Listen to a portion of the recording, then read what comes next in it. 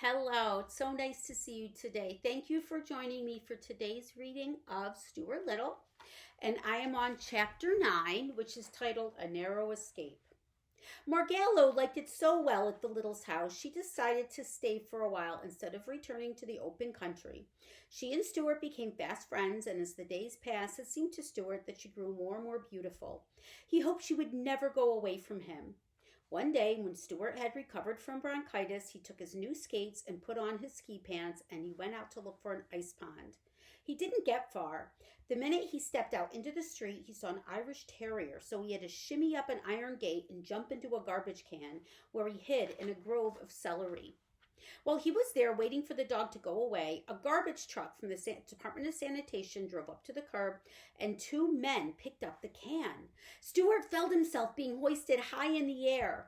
He peered over the side and saw that in another instant he and everything in the can would be dumped into the big truck. If I jump now, I'll kill myself, thought Stuart. So he ducked back into the can and he waited. The men threw the can with a loud bump into the truck, where another man grabbed it, turned it upside down, and shook out everything. Stuart landed on his head, buried 2 feet deep in wet, slippery garbage. All around him was garbage, smelling strong. Under him, over him, on all four sides of him, garbage. Just an enormous world of garbage and trash and smell. It was a messy spot to be in. He had an egg on his trousers, butter on his cap, gravy on his shirt, orange pulp in his ear, and banana peel wrapped around his waist. Still hanging onto his skates, Stuart tried to make his way up to the surface of the garbage, but his footing was bad. He climbed a pile of coffee grounds, but near the top, the grounds gave way under him, and he slid down and landed in a pool of leftover rice pudding. I bet I'm going to be sick to my stomach before I get out of this, said Stuart. He was anxious to work his way up to the top of the pile because he was afraid of being squashed by the next can load of garbage. When at last he did succeed in getting to the surface, tired and smelly, he observed that the truck was not making any more collections, but was rumbling rapidly along. Stuart glanced up at the sun. We're going east, he said to himself. I wonder what that means. There was no way for him to get out of the truck. The sides were too high. He just had to wait.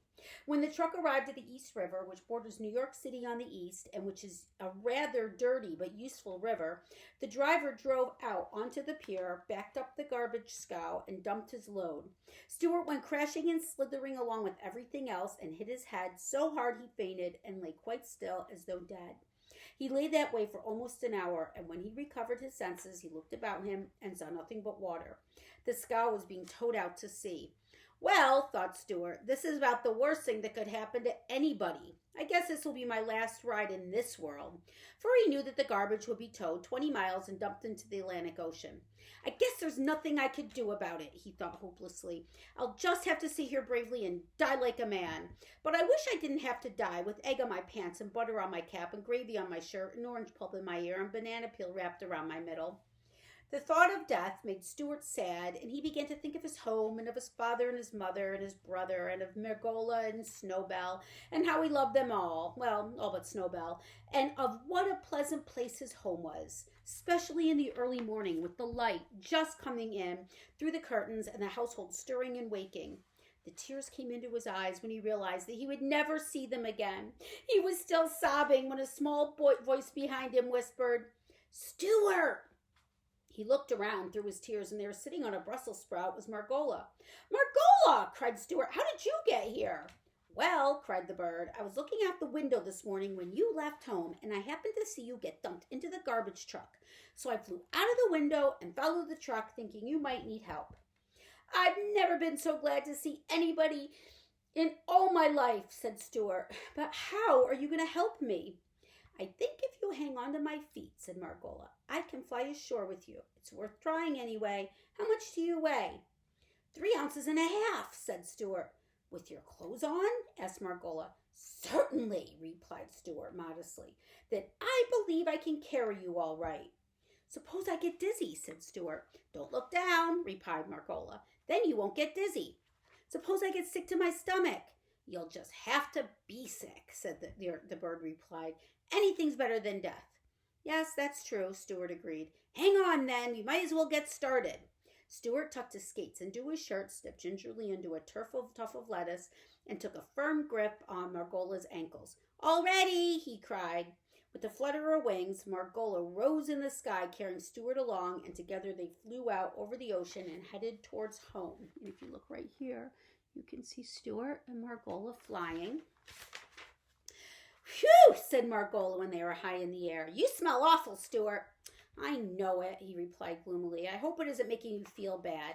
"I can hardly breathe," she answered, "and my heart is pounding in my breast. Isn't there something you could drop to make yourself lighter?"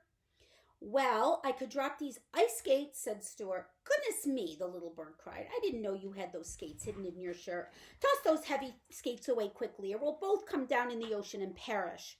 Stuart threw his skates away and watched them fall down, down, till splash, they disappeared in the gray waves below.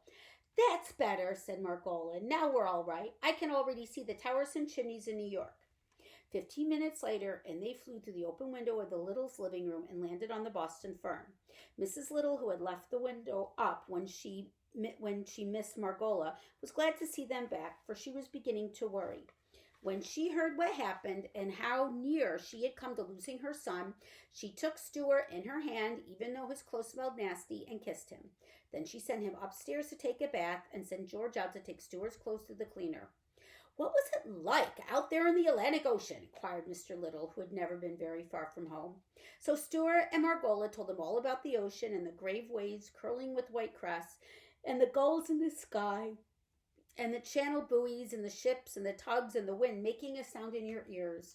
Mr. Little sighed and said one day he hoped to get away from business long enough to see all those fine things. Everyone thanked Margola for saving Stuart's life, and at supper time Mrs. Little presented her with a tiny cake which had seeds sprinkled on top. And here is Margola and her cake. And now I'm going to go on to chapter 10, which is titled Springtime. Snowbell the cat enjoyed nighttime more than daytime. Perhaps it was because his eyes liked the dark, but I think it was because there were so many worthwhile things going on in New York at night.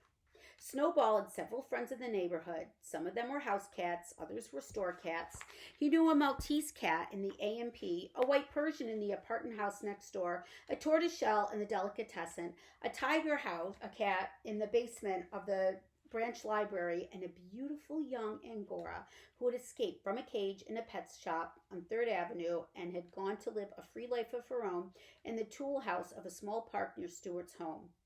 One fine spring evening, Snowbell had been calling on the Angora at the park.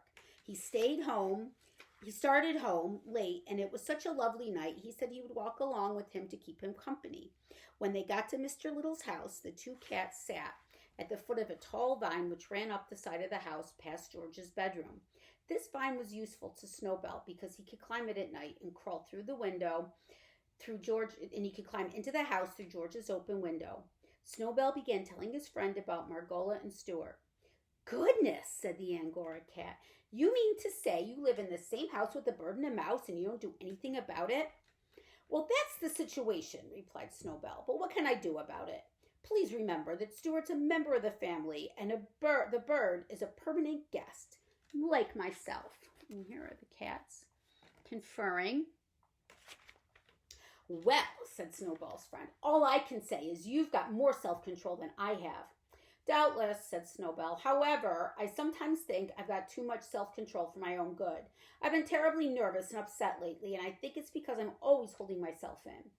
The cats' voices grew louder, and they talked so loudly that they never heard a slight rustling in the vine a few feet above their heads. It was a gray pigeon who had been asleep there and who had awakened at the sound of cats and began to listen. "This sounds like an interesting conversation," said the pigeon to himself. "Maybe I'd better stay around and see if I can learn something." "Look here," he heard the Angora cat say to Snowbell. "I admit that a cat has a duty towards her own people, and under the circumstances it would be wrong for you to eat Margola. But I'm not a member of your family, and there is nothing to stop me from eating her, is there?" "Nothing I can think of offhand," said Snowbell. "Then here I go," said the Angora, starting up the vine. The pigeon was wide awake by this time, ready to fly away, but the voices down below continued. "Wait a minute," said Snowbell. "Don't be in such a hurry. Don't think you better go in there tonight." Why not? Asked the other cat. Well, for one thing, you're not supposed to enter a house. It's unlawful entry and you might get into trouble. I won't get in any trouble, said the Angora. Please wait until tomorrow night, said Snowbell firmly. Mr. and Mrs. Little will be going out tomorrow night and you won't be taking such a risk. It's for your own good I'm suggesting this. Oh, all right, agreed the Angora. I guess I can wait. But tell me where I'll find the bird after I do get in. Oh, that's simple, said Snowbell. Climb this vine, enter George's room through the open window, then go downstairs, and you'll find the bird asleep in the Boston fern on the bookcase. Easy enough, said the Angora, licking her chops. I'm obliged to you, sir. Well, the old thing, whispered the pigeon to himself, and he flew away quickly to find a piece of writing paper and a pencil. Snowball said good night to his friend and climbed up the vine and went into bed. Next morning, Margola found a note on the branch of her fern when she woke, and it said, Beware of a strange cat who will come by night. It was signed, a well-wisher. She kept the note under her wing all day long, wondering what she had better do, but she didn't dare show it to anyone, not even to Stuart. She couldn't eat, she was so frightened. What had I better do? She kept saying to herself. Finally, just before dark, she hopped up to an open window and without saying anything to anybody, she flew away. It was springtime and she flew north just as fast as she could fly because something inside her told her that north was the way for a bird to go when spring comes to the land. And that, my friends, is the end of chapter 10. So thank you so much for joining me today, and I look forward to seeing you again tomorrow for chapter 11. Bye. Have a good day.